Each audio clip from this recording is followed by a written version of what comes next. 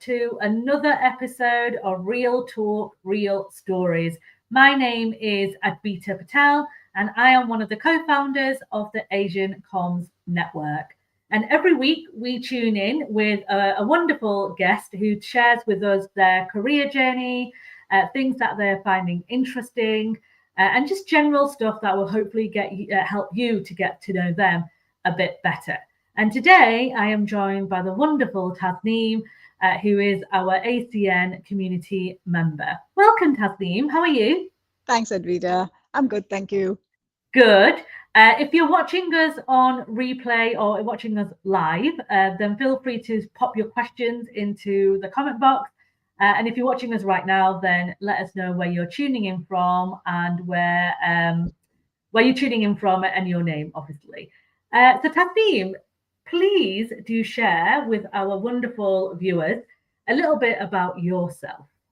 Right, so a little bit about myself. I was born in India, but moved here in 2008. Not out of free will, if I might add, but I did. I moved at the point with my husband and two kids. Have worked in comms in India, then obviously wanted to continue working here. Was a bit of a tough start, honestly, because when I moved, it was the economic downturn 2008. No one was giving out jobs. So I decided to get my diploma in internal comms from CIPI. I thought I may as well study during that time. Did a few odd jobs, which were interesting, being a lunch lady. Yeah, never thought I'd ever do that. But hey, you live and you learn. So that was good, which meant I could be with my kids in school for a bit because I did it at their school. And since then, and once I got my first break in the NHS, it's been an upward trajectory. I've really enjoyed working in internal comms. Yeah, and somewhere in between, I decided I wanted to learn how to, wanted to do counseling. So went and got a diploma in integrative counseling as well. So yeah, Amazing. Love that. there we go. It's a whole You know, mixed bag of things. you know what you shared there though, Tasneem, that you basically summarised the story of resilience, or what it's like when you have to move to another country, and not because you wanted to, but because you had to, right? Because of the Yeah, opportunities given to others.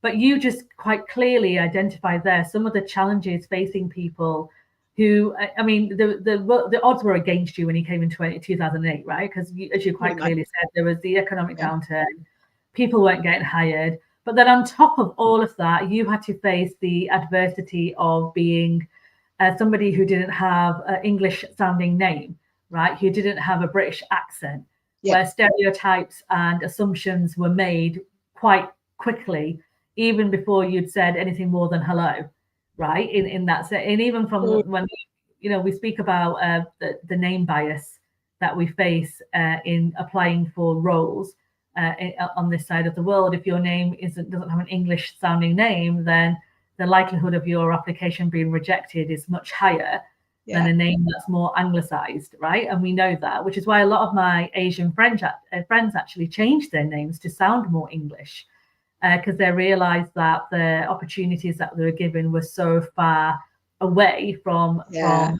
their kind of friends who had English sounding names. So you had a lot going against you, and I think the fact that you just shared very quickly, then you did lunch lady, right? Yeah, yeah, A little a bit more time with your friends, you studied, you learnt new skills. yeah. um and I said to you just before we're at live, actually I've got a set of questions that I want to kind of go through, and I won't try and veer off them too much, but I'm already veering off within the first minutes, because I suppose it'd be really interesting if you don't mind sharing that those first couple of years of relocating to a brand new kind of way culture ultimately, knowing that you came from a load of experience in India, in communications and all Yeah, that. So you weren't coming into the UK doing something brand new.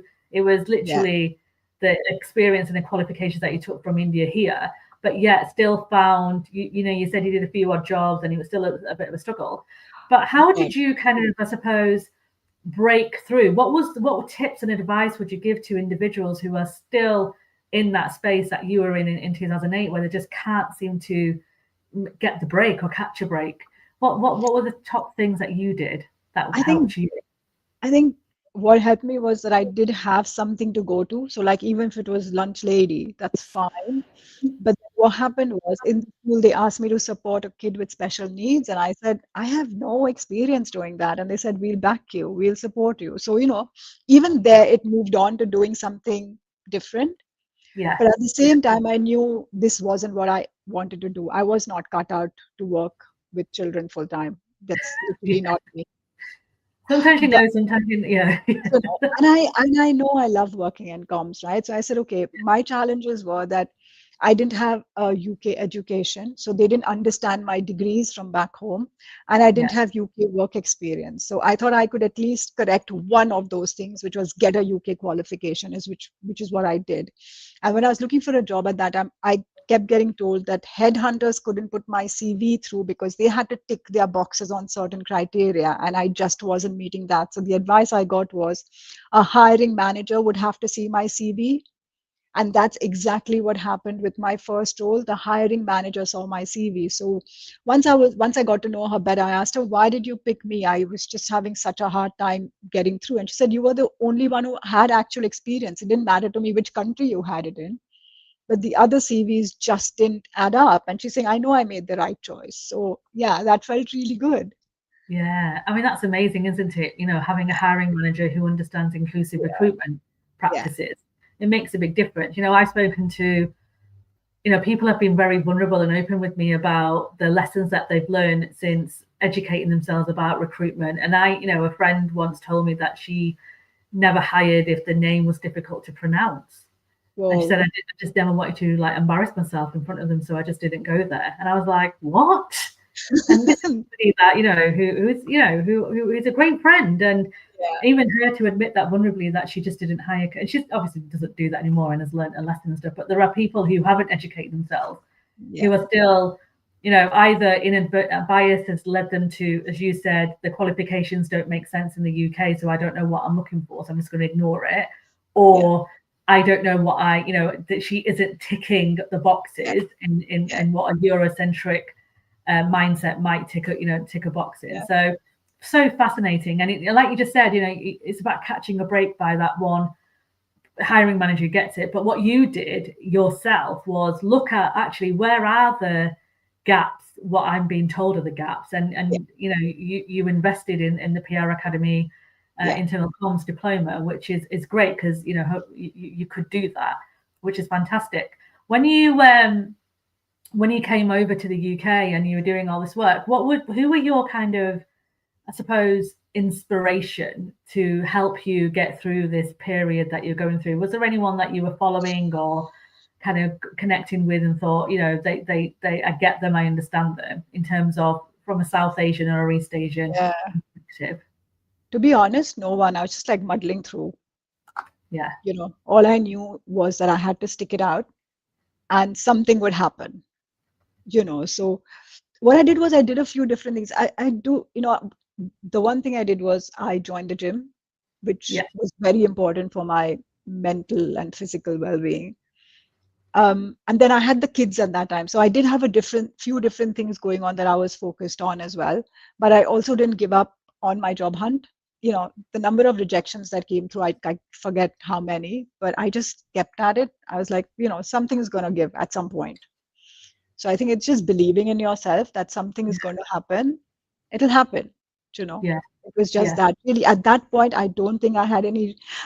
And because I had just moved and I had a very different life back home, and I had so much help at home. I didn't have to lift a finger to do things, and coming here, and massive shock, right? I had to do like everything. So it was a period of adjustment as well as trying to get back into the corporate world because I always knew I wanted to work. Just staying at home wasn't enough for me. I think yeah, it's great that some people can do that and they do that so well, but I just knew I needed more. yeah. So yeah, We don't talk enough about and I've spoken to a few friends who've moved from India to the UK, and yeah, we don't talk about the support and the community that you had in India yeah, in terms of help, right? So home help as well compared to yeah, what help you get in the UK, and that is a massive mental shift massive, for massive. those folks who have moved over to the UK, who don't all of a sudden have a driver, a cook, a cleaner, And I know because I've just come back from India, right? And I Yeah, know like you yeah, barely have to do any kind of home chores because it's yeah, affordable if you've got a decent yeah. salary coming in to hire people to help you out to do that thing. Absolutely, It's not as affordable in the absolutely. UK, and it can definitely, as you said, you've had to adjust and adapt your way of working, not only professionally but Yeah, personally, yeah, to allow yourself to live up to your goals and ambitions that you had, right? Which yeah, leads me to my next question: is how did you balance that? You know, you're obviously, you know, I know you really well, and I know that you're very ambitious and you are extremely talented in the work that you do, and you've got great kind of ideas that you want to kind of put out there and progression and all that kind of stuff. However, I also know that you've got, you know, you had a young family when you came to the yeah, UK, and our you know roles that we play in communications can be very difficult to explain to the communities, our yeah. parents, our guardians, our community. How did you balance the kind of cultural expectations of being a working Indian mother, and I'm using the word Indian here because Yeah, the culturally it's very different, yeah, against the home caring responsibilities you had to have when you moved to the UK, against the studying and everything that you're doing? Like, how did you kind of yeah. balance all of that, and how did you prioritize what was You know, important to you at that time? luckily we don't well, I say luckily in one sense because we don't have family here. It was just us. Yeah, So I didn't have to worry about other expectations that people like, had of me, of maybe going to social functions or doing things. yeah, And the yeah, community that I come from can be quite religious, but I'm not. yeah, I'm practically an atheist. So I was not worried about, ticking the boxes on that front either. So my focus was just basically settling in, making sure the kids were okay, and also what I could then do for myself. yeah, So it was literally that. So that's why it wasn't so hard, because I didn't have to manage any other cultural, and even if people had them of me, I couldn't care less, honestly. I was quite, yeah, I was just focused on what I needed to yeah, get done, because I know family back home thought I would engage with the community over here and things like that, which I didn't do that. It just wasn't a good use of my time, I thought. And I said, that's it. I need my boundaries, and I'm, sticking with that. yeah. No, I So love that, that. yeah, No, I love that. I think we're, and I'm using the word we very kind of holistically, but I do think within our communities and cultures, East and South Asian cultures, there's this incredible expectation for us to show up for other people, right? yeah, All the time. The pressures are yeah, intense. You know, we're yes, very family orientated generally, you know, and that's nothing to be ashamed of, but it's a lot of pressure. it And to is. your point, we have to put boundaries in place. You know, we have to be selfish in Absolutely.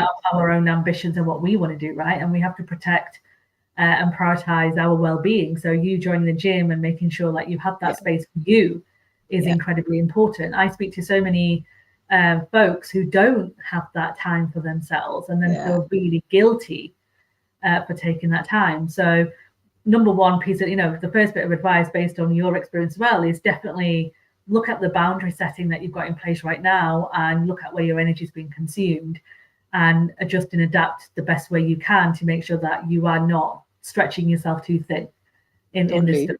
We're living in a bit of a tough climate at the moment, and we need to have that headspace to go and do what we need to do to make ourselves well.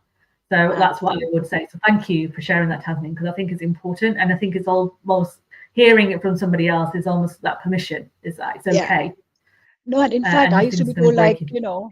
how can you leave your kids and go to the gym? And I'm like, you know what? For 45 minutes in the day, they're going to be fine. They've been Yeah, brought up to understand that mom needs her time, so she's a better mom at the end of the day. It's absolutely yeah, fine to take that time, because if I'm not happy, I can't make my family happy. It all ties in together. So yeah, very sure, important to yeah, do yeah. things that make you Professional. happy. Yeah, 100%.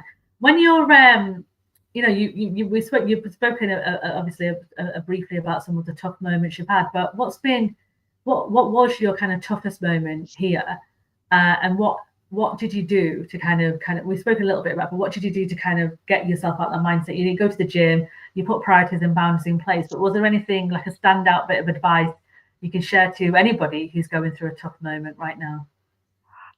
Speak to people, speak to friends, like don't bottle it up. I went and got therapy.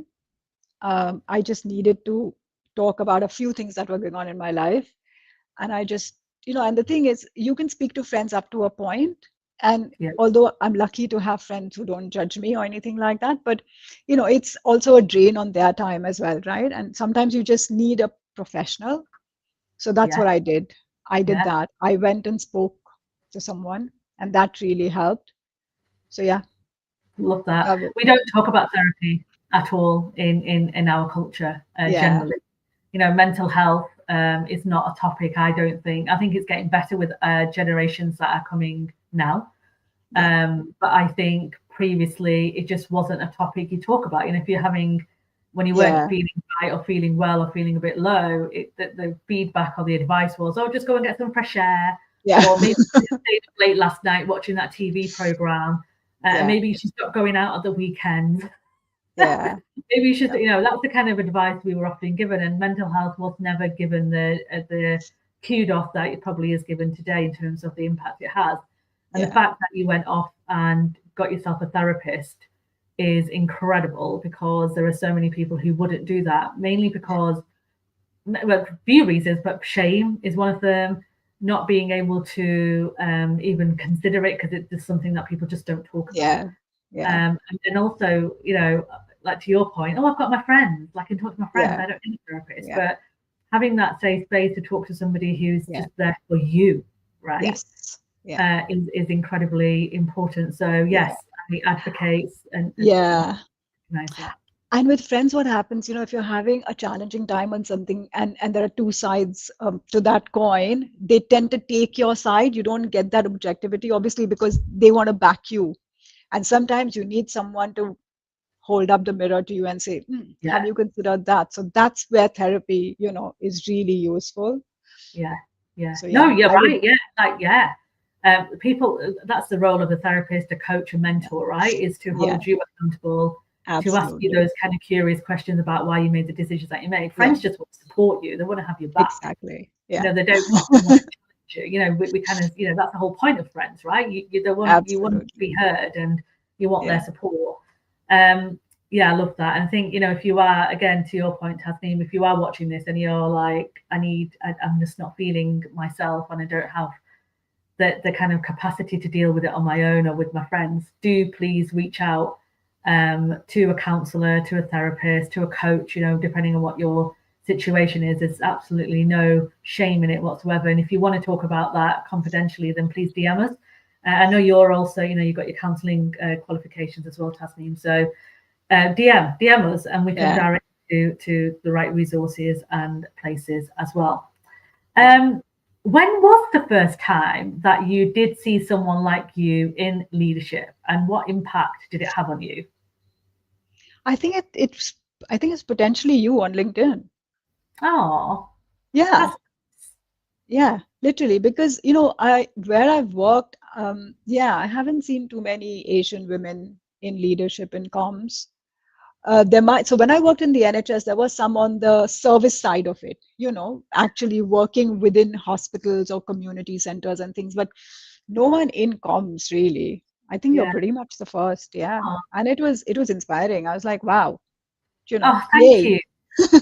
Yeah, same. You know what? The reason, and this is why, I speak to you about this all the Yeah, time, about showing up and yeah, being visible. yeah, And I realized about 10 years ago that there wasn't anyone like us in leadership talking about comms and leadership.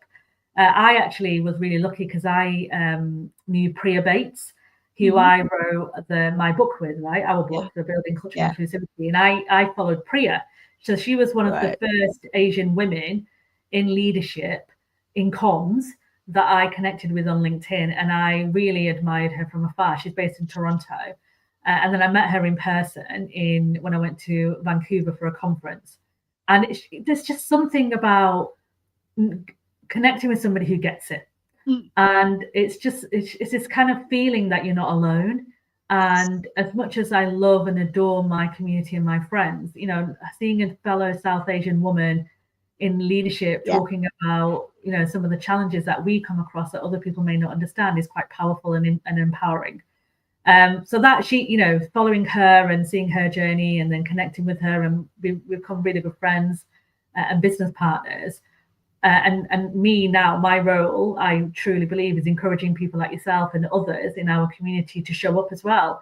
Because when there's more of us talking, it makes a difference to your point, right? Like when you see others like us, you feel like you belong and you feel like It you can make a does. difference. And I know it can be scary, and it can be a little bit like, oh, I don't know what to do, what to say. But as I said to you, and I said this to so many other people as well, is like we need to decenter ourselves Yeah. and think about the people we're connecting with. But yeah, there was that. You're right. You know that we're far and few between that show up like Yes. externally. And I always try and get folks to put themselves out there as comfortable as they are to do it. Right. I never want to push Yeah. anyone to do something they're not doing. Which is why it's a good time actually to mention that we've got an underrepresented speaker list. So if anybody Yes. is interested in, I know you've done a few speaking gigs, which have been brilliant. But if anybody is Thank interested in you. speaking, then please do fill in the underrepresented speaker list. I'll put the link in the comments after this talk. But yeah, well, thank you for sharing that, Tasneem. I really do appreciate that from you. And it makes me feel that actually, at least, you know, because sometimes it can feel like, am I actually making a difference? Are people actually You, reading? you definitely are. You definitely are. There's so I many of love your it. LinkedIn posts, I think, like, I'm glad she said that. And that's the other thing, actually. We need to look at our privileges, right? So I know I don't work for anybody. Yes. So it's easier for me to write whatever Yeah. I want without any consequences or anyone coming to me at workplace going, excuse me. Yeah. So I know my in-house friends and people can't do it, right? You've got to be a Yeah. bit more balanced about how you Yeah. might message and what you might say. Um, when you look back at your early moments, so your time in India and your career, you know, starting out in comms, what inspired you to get involved in communications and PR? What was your kind of pull to start working in this field? You know, interestingly, I wanted to be a lawyer actually. But yeah, but my dad had a friend who said, "Nah, don't let her get into law. She'll be stuck with other people's headaches, you know." And imagine, like, you know, 1990s India, you're a girl, very different environment. And you know, dad said, "Are you sure?" And like, would you consider something else? And I was like, hmm.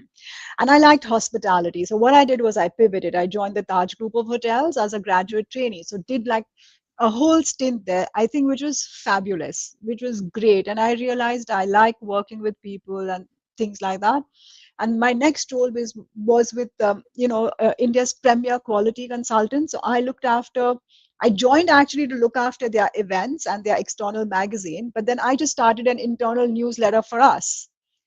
And it was such a hit that it actually even got sent to clients. And I was like, I enjoy doing this, you know, and that's where it all began, really.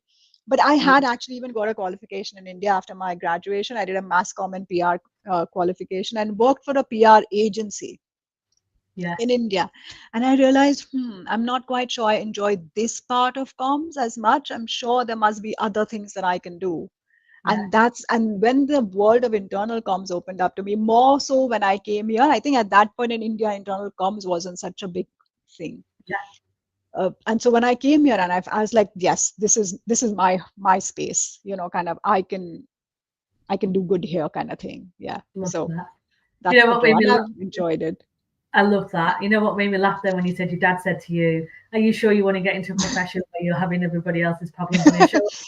Guess Little did what? you know internal comms, because literally that is Yeah, what we do. exactly Feeling right. You know. Yeah. oh, I love Now that that you story. say it, yeah. That's amazing. So from you know, and I think that there's something in that kind of hospitality mindset, right? That serving, supporting, Yeah. communicating is a Yeah. big part of Yeah. hospitality. And the Tad Group is like such Yeah. an established, you know, powerful brand, and Yeah. they're prying Yeah. themselves on their service, right? And Yeah. how they connect clients and customers to the services that they provide. So Yeah. you started off with a really strong foundation in the world of comms, Yeah. and And I then, like you studied said, psychology. So I think I've always had that bent of mind towards human behavior, understanding, connection. You know, I think it's always been there. So I probably ended up in the right profession. yeah, gosh, yes. So you study psychology as well, which is amazing Yeah. because that's what we're kind of talking about nowadays as well, right? So Yeah. with the explosion of generative AI, there's this whole discussion around what is the future of comms? What is Yeah. our role now? Like we're Yeah. moving away from those kind of tactics of maybe writing copy from scratch and Yes. using these tools to kind of guide us. But your point, that psychological experience of understanding human behavior, it's something that can't be replicated on tools like AI. So Yeah. is that what you think the future is for our industry in communications? Like what do you think we need to be prepared for the future? I, What advice would you give to others? yeah, I think it's the human relationships, that AI can't replicate as much as it tries. Maybe it can. I don't know, actually. I'm not saying it can't. Who knows in 10, 15, 20 years? Maybe. I Oh, mean, very well. people already use it as their therapists. I find that incredibly odd, but you know what? If it I've heard helps you, why not? that. Yeah. Um, yeah, I the way I use AI is like exactly like you said, I get me up on a first draft, so I'm not spending too much. Sometimes you're just stuck, right? And this thing can just get you going, and then you can make your corrections, tweaks, and so your very tactical part of your comms role gets done quicker. So you can have more time to put into your strategy and thinking how you can connect the dots for the organization. Because in comms, you sit and you get requests from all parts of the business. So how does this all Yeah. connect, And also managing the overwhelm for your membership. That's one of our challenges that we are looking at, because we are a big organization, matrix. We're also siloed in terms of regions where they have their own communications teams who also put out messages versus global messages. So you can just imagine there is a lot. So Yeah. now that now we're also morphing into a centralized team. So looking at all of those, like how do we streamline? How do we make things more personalized for our members, more relevant? So you can actually invest time in these things instead of trying to churn out that piece of content that needs to go out. Yeah. So Yeah. yeah, I'm with I'm you. loving the shift. Yeah. Yeah. No, I'm with you. I think it's got a place where it can help reduce the cognitive overload on Yeah. those tactical things that just take up a lot of energy and time, Yeah. and also empower others to kind of start their first draft, for example, and then we can Absolutely. support them afterwards. I love this that concept what you just said about things are being more centralized now where you're working, so you're dealing with so many different types of individuals. Culturally as well, right? Because you look after the global side of the Arup where you work. Yeah. So where cultural nuances, cultural intelligence, how do people prefer to communicate Yes. now? We're living in a world of hybrid, remote, Yeah. in person office. We've got people all Yeah. over the world that we need to communicate with. So to add to your point, is also recognizing and understanding where are my gaps in cultural understanding Yeah. So of for where that, the yeah, we lean a lot onto our region comms team because those guys are the experts in their yeah regions, right? But it just helps that, then we can bring all of this together in a more centralized way, if that makes sense, just to yeah. reduce the overload on people kind of thing. Yeah. Love that. No, that's brilliant. Thank you. What one piece of advice have you been given in your career that you still refer to now in today, where you are today? Uh, you should always ask for things. At most people will say no, but if they say yes, you've got your doorway open to then try something new. And I think there's never a stupid question. No, Ask, just no. ask. Yeah. I mean, there's So, no. I mean, yeah, there's no like. I used to be called a question queen when I was younger because I like question after question after question. I was so curious. yeah, Or in the 90s and early 2000s, it was called being nosy, but yeah, we've reframed it and reclaimed yeah, it as curiosity. And exactly, that's that, right? exactly. It's curiosity Yeah. why things were done. Yeah, love I think that. I don't have like one big thing. There are so many little things that have contributed to how I show up today. Yeah, So yeah, it's just been a whole range of things. Some things I've learned from people I've worked with, some things I've just learned from friends, some things I learned from my coaches like you. So yeah, it's been a whole mix of mixed things. bag of things. Yeah, yeah, And, yeah. and that's I talk a lot about around having a personal board of directors. Yes. Who are those people to lean into when you need some advice? And Yeah. it's really important that these are the people who you trust Yes. and understand and recognize some of the challenges that you might face. So if you don't have a Yeah. personal board of directors, then sit down for 15 minutes and just note down the people that you would love to have in your life. And I've got people that I know personally, but I've also got people that I admire from afar who I learn a lot from as well, and they're on my list as well. So it's well worth it. I And think then finally, no, just the biggest one. I think this is what has stood me in good stead is believe in yourself. Like, have that internal locus of evaluation. We were just talking about it, right? Don't rely on external recognition or external validation. Believe that you're doing the right thing. Believe in yourself. Yeah. And I always say, believe in yourself because others won't believe in you if you don't, right? So you've got to, otherwise you're going to be flogging. Is it flogging a dead horse? That's right, isn't it? Basically, you're going to be doing. I always say these sayings, and people go, "What on earth do you mean?" But basically, you're going to be like pushing against a really hard wall and not getting very far if you don't believe in who you are. I love that. Great note to end our really quick conversation on. Half an hour gone. Before we sign off, then, final words from you, Tasneem, in your thoughts about the Asian comms community. Like, what inspired you to join the community and be part of the network? What was that kind of big thing for you at the time? I have been to other networking events, but this was the first one that, as we say, it's people like us, and I was like, I'm going to join. Let's see. Let's see. I didn't know what to expect, but I don't know. It was something in my head telling me, you know what, give it a go. And I'm so glad I did because, it's been fab to just expand my horizons, in listening to insights and challenges and opportunities and other celebrations that other people have in their lives.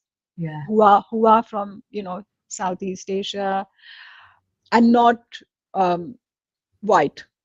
There is a bit of a difference, I think, and I love that. I love that I can now be amongst people who I can identify with maybe a little more than I did experience otherwise. The lived experience. This is the reason that Farzana, Shireen, and I wanted to start the ACN because as much as I really value being with so many different people and learning from different backgrounds and personalities and stuff, there's still, there was a missing piece in the jigsaw for me, which was around having that safe community where you can talk about some of the stuff that may feel insignificant outside of that space, right? Or people might say to you, I think you might be a bit oversensitive about that, or are you not, like, are you sure? And it's just nice to be in a confidential space with people who just get it. You don't have to kind of do that whole storytelling bit before you kind of say what your challenge is, right? Or saying that, I don't know if I'm being, you say it. We hear ourselves say it all the time when we're talking to our colleagues in the workplace, like, I may have misunderstood, or I may have misinterpreted, or, I might be being a bit sensitive, but you don't have to do any of that stuff in the community, right? You can be like, this is what happened today, and I'm really annoyed, I just want to rage about what's going on. Or what are your thoughts on this campaign that we just saw? How far removed is it from the realities that we're living today? That kind of stuff. So it isn't about segregation at all. No, it isn't. I think it was broadening horizons because I felt I just had a singular view. And because, like I said, I don't really have extended family of, in that sense here, I'm not really exposed to the Asian community. And I thought that was a gap. Like I'm probably missing out on cultural references because I'm not part of something. So it's in that sense, it's fabulous. I love it. Oh, thank you. And we love having you part of it as well. It's something that we love our community. There's some brilliant individuals in there and some really smart, experienced individuals who are just smashing it in every sense, right? In terms of everything that they're doing, and being able to recognize and celebrate them is amazing. But thank you so much, Tasneem, for joining us. If you're watching us and you're curious about the Asian Comms Network, either in terms of how to be a member in part of our circle membership or partner as well, we're always looking for partnerships and allies as well. We've got an ally community of folks who may want to kind of join and see how they can support our fantastic group of individuals. Please do visit the Asian Comms Network website, which is just asiancomsnetwork.com, or feel free to drop myself, Farzana, or Shoni a DM on LinkedIn as well, and we'll get back to you if you've got any questions. But thank you so much, Tasneem, for this incredible chat with you. I really enjoyed learning more about you and your background. And if people want to connect with you, what's the best way for them to do that? LinkedIn. LinkedIn? That would be the best way. Brilliant. Yeah. Yeah. Fab. And we'll share Tasneem's LinkedIn details as well, so you can connect with her directly or send DMs and stuff to either one of us. Yeah. We're always open for that. Thank Yes. you so much, Tasneem. And thank you. You. Live. Really appreciate you being here. And if you're watching this on replay and you've got any questions for either one of us two, please pop them in the comments and I'll make sure that we get back to you. And we'll see you. Well, I won't see you next week, but Fazana is hosting next week. So she'll see you at Wednesday, 12 o'clock next week. Take care of yourself. Bye. Bye.